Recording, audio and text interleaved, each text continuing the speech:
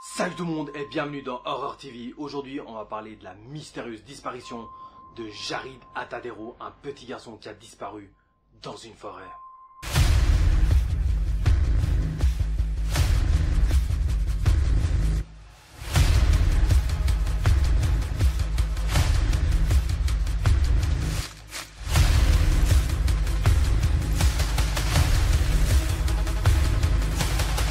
Cette histoire se déroule en 1999. Aline, le père du petit garçon, possédait une cabane dans les bois au nord du Colorado où il avait l'habitude d'aller camper avec son fils et souvent plusieurs de ses amis.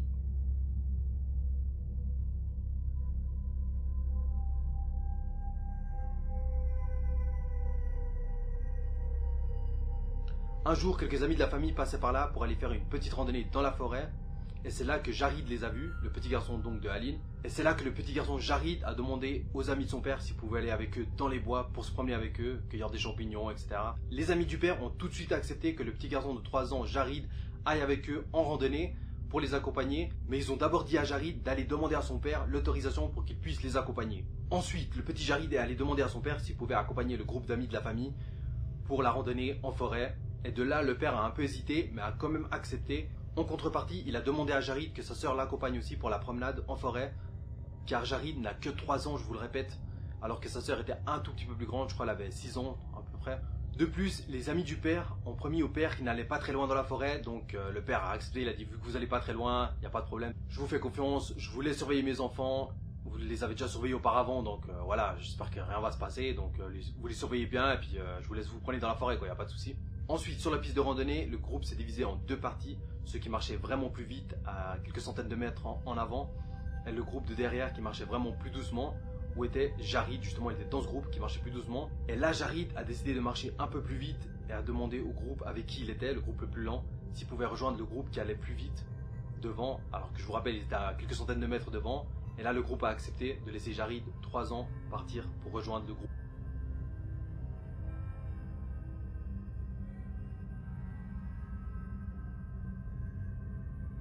Et maintenant, une partie qui est vraiment bizarre, c'est que Jarid, sur la route pour aller rejoindre le groupe qui était devant, ceux qui étaient plus rapides, il rencontre un groupe de pêcheurs.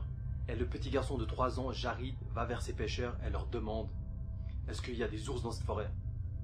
Les pêcheurs, ils voient le petit garçon de 3 ans, il est en face d'eux comme ça. Le mec, il a 3 ans, quoi, le petit. Il leur demande « Ouais, est-ce qu'il y a des ours dans cette forêt et tout ?» Et là, les pêcheurs, ils lui répondent juste « Non, il n'y a pas d'ours ici. » Et puis c'est tout. Il ne lui demande même pas s'il est avec sa mère, qu'est-ce qu'il fait là tout seul, est-ce qu'il est avec ses parents dans la forêt, est-ce qu'il y a quelqu'un avec lui, rien du tout. Il lui répond juste ça et il le laisse repartir tout seul. Vraiment bizarre, c'est ce que les pêcheurs ont dit à la police, mais c'est vraiment bizarre. Genre ils s'en foutent d'un petit 3 ans qui leur demande ça, ils le laissent repartir comme ça tranquille. Vraiment étrange.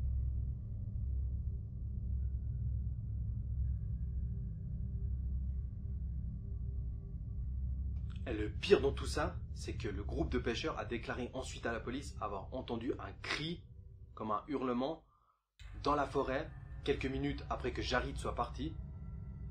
Ils ont entendu un cri et ils ont dit à la police qu'ils ne savaient pas si c'était un cri de joie ou un hurlement de peur. Non mais sérieux, les mecs ils savent même pas faire la différence, quoi. C'est vraiment bizarre. Ensuite, les 2 groupes, ceux qui allaient plus doucement et ceux qui allaient plus lentement, se sont réunis un peu plus haut dans la montagne. Et là, ils ont vu quoi? Qu'il manquait Jarid. Ah ouais. Il manquait Jarid.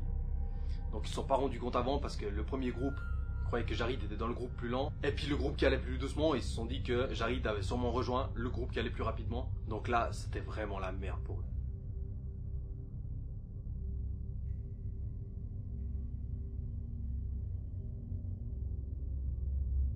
Un peu de temps après, 2 personnes du groupe ont décidé d'aller avertir le père, Aline Atadero. Ils sont retournés à la cabane du père en espérant que le père puisse trouver son garçon. Car vu qu'il vivait ici, justement, dans cette cabane dans les bois, ils se sont dit que peut-être il pourrait retrouver plus facilement, plus rapidement son fils.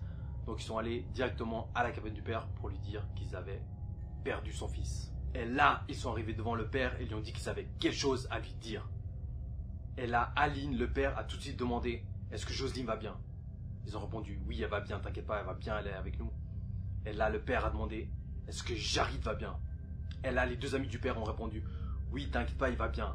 Il y a juste un problème, on ne sait pas où il est, on l'a perdu. » Aline, le père du petit garçon, a ensuite pris les clés de sa voiture est monté dans sa voiture et a conduit comme un malade pour se rendre sur la piste où le petit garçon avait disparu. Et là, il est descendu de la voiture et il a commencé à chercher dans la forêt en criant, en courant, en criant le nom de son fils. Jarid, Jarid, Jarid. Il pensait qu'il allait le retrouver en quelques minutes. Mais malheureusement, il n'a pas réussi à le trouver et c'est là qu'il a décidé de contacter la police. Ensuite, la police est arrivée sur les lieux et ils ont vraiment mis tous les moyens pour retrouver le petit Jarid, perdu dans la forêt tout seul, au milieu nulle part. Il y a eu plus de 600 hommes qui ont recherché le petit Jarid pendant des heures, des jours, des semaines et des mois. Et là, les chiens ont identifié une zone dans laquelle se trouvait le petit Jarid, mais aucune trace du petit garçon. Aucune.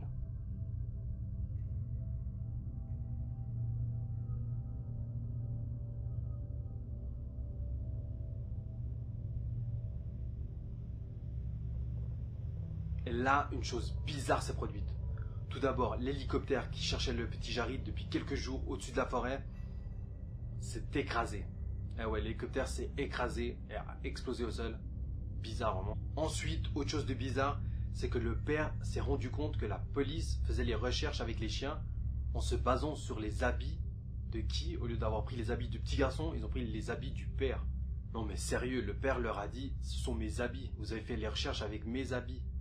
Comment une telle erreur de la police a pu se produire? C'est vraiment bizarre, vraiment bizarre. Même le père a confirmé que si la police avait fait moins d'erreurs, il était vraiment sûr qu'ils auraient retrouvé son fils et tout, mais ils ont vraiment fait beaucoup d'erreurs dans cette affaire de recherche. C'est vraiment un scandale, quoi.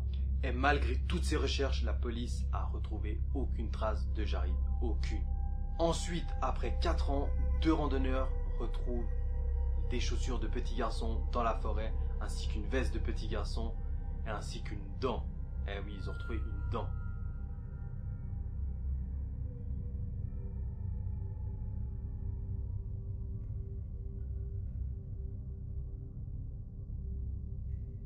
La police a ensuite confirmé qu'il s'agissait bien des vêtements du petit garçon et de la dent du petit garçon. La dent appartenait bien au petit Jarid. Le pire dans tout ça, c'est que les chaussures étaient intactes. Il n'y avait aucune trace, quoi. Elles étaient vraiment comme toutes neuves, quoi. Elles ont été retrouvées au sommet d'une montagne. Vraiment bizarre, quoi. Comment les chaussures pouvaient être comme neuves alors que le petit garçon 4 ans avant avait marché avec dans la forêt? Et en plus de cela, 4 ans dans la forêt, les chaussures, elles ont même pas moisi, ni le tissu, ni rien. C'est vraiment bizarre et vraiment étrange. Et là, c'est vraiment horrible. Après quelques jours seulement, la police a ensuite retrouvé le pantalon du petit Jarid.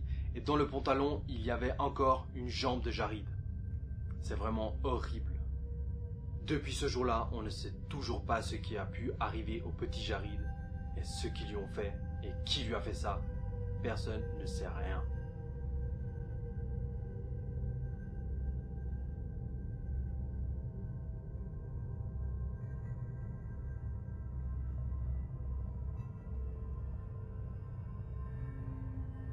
Je vais maintenant vous donner 2 versions plausibles qui auraient pu arriver au petit Jarid. Quant à vous, si vous avez une idée de ce qui a pu arriver au petit Jarid, je vous laisse m'écrire dans les commentaires. Si vous avez une idée de ce qui a pu lui arriver, c'est vraiment affreux, quoi. Donc je vous laisse m'écrire dans les commentaires tout ça. On commence avec la première explication de ce qui aurait pu arriver au petit Jarid dans la forêt. C'est qu'un lion des montagnes l'aurait attaqué. Elle l'aurait donc mis dans cet état. C'est pour ça qu'on a retrouvé une jambe plus bas. Mais après, ça n'explique bien sûr pas la théorie des chaussures. Donc c'est pour ça que je vais vous expliquer maintenant l'explication numéro 2 de ce qui aurait pu lui arriver. Alors la théorie 2, c'est que le petit garçon se serait fait enlever quand il était sur la piste entre les deux groupes, le groupe lent et le groupe rapide qui marchait rapidement. Il se serait fait enlever à ce moment-là par un individu. Mais ce qui est vraiment bizarre, c'est que pourquoi l'individu qui aurait enlevé le petit Jarid aurait rendu ensuite les chaussures ainsi que sa veste après 4 ans. Ils auraient déposé là sur le haut de la montagne après 4 ans. Donc ça reste quand même une histoire bizarre, sans explication. C'est vraiment étrange de chez étrange. Je vous laisse donc me dire dans les commentaires à quel point vous trouvez cette histoire étrange. Et si vous avez bien sûr d'autres explications, je vous laisse m'écrire dans les commentaires également.